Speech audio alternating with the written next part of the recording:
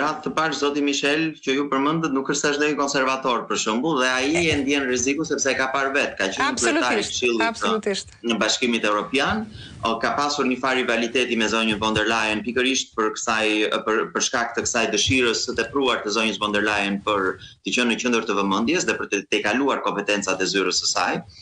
A do ta kalojnë apo jo? Ka një fenomen shumë shqetësues me burokratët e pazgjedhur të Brukselit, që edhe kur shumica e popujve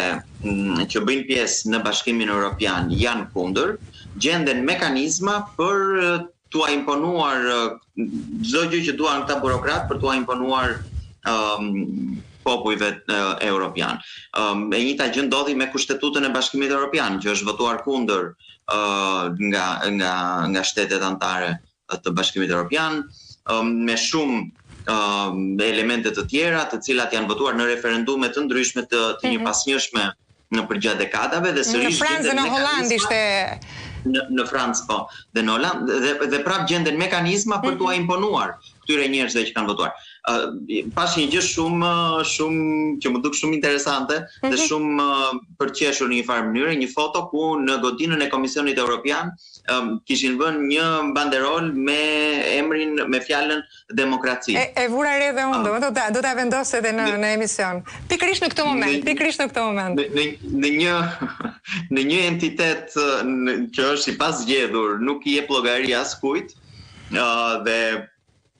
kërkon që t'imponohet, edhe kur qytetarët votojnë jo, kërkon t'imponohet me mekanizma të tjerë jo demokratik, është shumë ironik fakti që e vendosin atje. Nuk e di pse më kujtoi 1984 në George Orwellit, ku fjalët kanë kuptime të ndryshme. Gjithsesi jemi në moment shumë delikat, shumë kritik, nuk e di se sa lojtarët e rinj të Bullgarisë dhe të Hungarisë do të luajnë ose çfarë roli do të luajnë ata në kundërshtimin jo vetëm të kësaj nisme, por dhe të nismave të tjera që po sigurisht kjo është le të themi ajo bariera, ajo vija e kuqe që nëse kalohet pastaj do të jetë shumë problem për të ndalur, nuk e di çfarë. Ka një ndjesë që ndërpres. Ka diçka që ndodh, që unë e vëre me shumë keqardhje. Nga njëra anë janë këto grupe që thonë pro-europiane në Parlamentin Evropian apo në vendet e ndryshme që drejtojnë Bashkimin që drejtojnë vendet e ndryshme të Bashkimit Evropian, por nuk e kuptojnë që me këto mënyra antidemokratike duke imponuar popujve të ndryshëm europian gjëra që janë kundër vullnetit të tyre, kundër vullnetit të shumicës, kundër të drejtave natyrore të tyre, e drejta për të vendosur se çfarë është më mirë për ta. Duke dalë kundër këtyre, nuk e kuptojnë që janë duke përshpejtuar fundin e Bashkimit Evropian. Absolutisht. Dhe më europianët sot janë grupimi i konservatorëve europian, qoftë edhe grupimi patriotëve që është më kritik, qoftë dhe segmente të ndryshme brenda Partisë Popullore Europiane, të cilët shprehin këtë shqetësim shumë të madh që duke akumuluar kaq shumë pushtet në duart e dikujt që është i pasgjedhur dhe nuk jep llogari tek askush,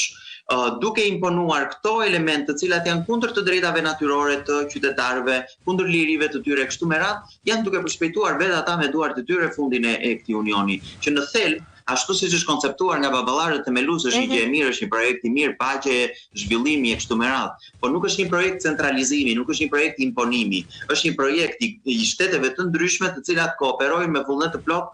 për disa interesa, qëllime, vlera të përbashkëta që kanë. Dhe nëse nuk kthehet Bashkimi Evropian, vendet e ndryshme, nëse nuk kthehen tek parimet themeluese,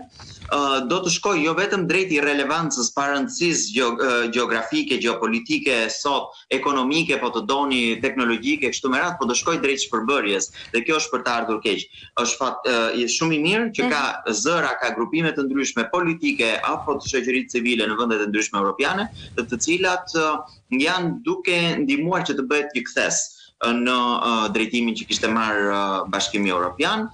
dhe ne shikojmë këtë sepse ka një val, ka një dallg të djathtë në të gjitha vendet e Bashkimit Evropian dhe ka një ndryshim të retorikës të theksuar në krahasim me 10 vite përpara. Sot mbrojtja e kufive, siguria, rendi,